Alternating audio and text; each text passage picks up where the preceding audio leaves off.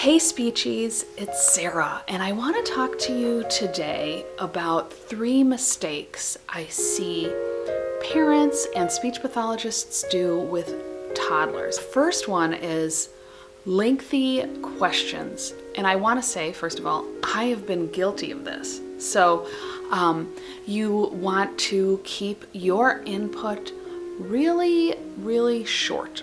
So for example, if I had these balls and I was working with a student, I wouldn't be like, oh, what is this? You know, you throw it. I might even keep it really simple. Ball, look, ball.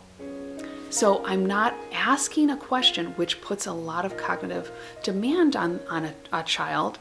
You're keeping it simple, and you're also kind of quote unquote telling them the answer. You don't want them to try to guess. And this is where you teach before you test, so to speak. So ball, throw, you know, so you're keeping it super basic, and it's engaging and it's fun, and you really liven up. Number 2, saying no too much.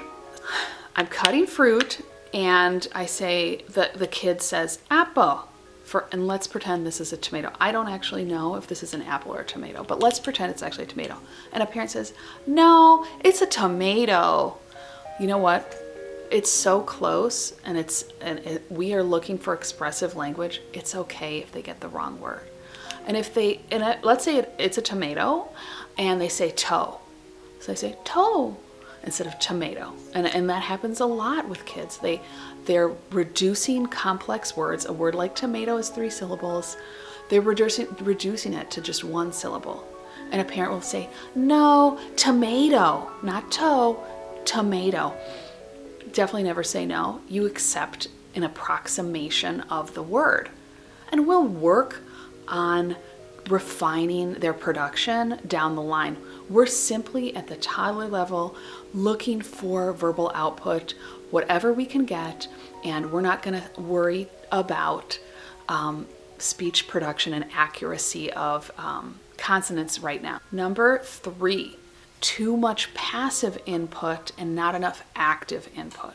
So getting down on their level, you can see them on the floor, getting down on their level, making sure that they get those models and that you're just talking to them all the time. And that is how they learn speech. So passive activities like looking at an iPad, watching TV, that's not a great way to learn language. Language is something we transmit, and we are transmitting messages to others, and we're not transmitting messages to a screen. Cutting fruit is one of my favorite things, and it's one of kids' favorite things too.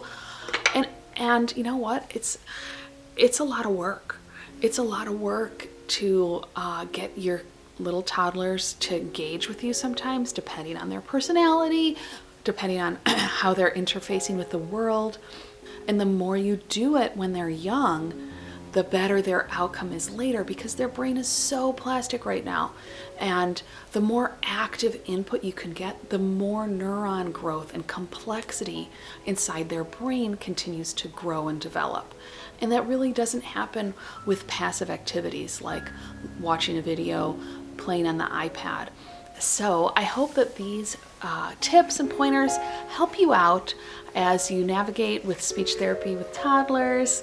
Such a fun age. And I will catch you in the next video. Thank you.